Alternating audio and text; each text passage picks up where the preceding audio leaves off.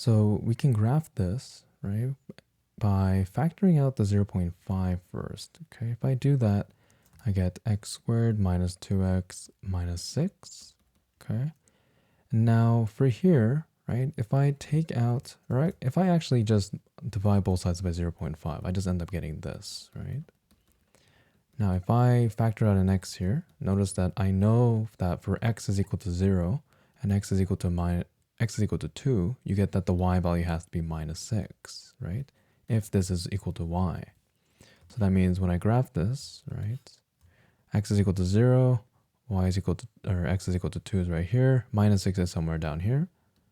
Right, so we have this, we know that it's going to be an upward spacing parabola, so it's going to look something like this.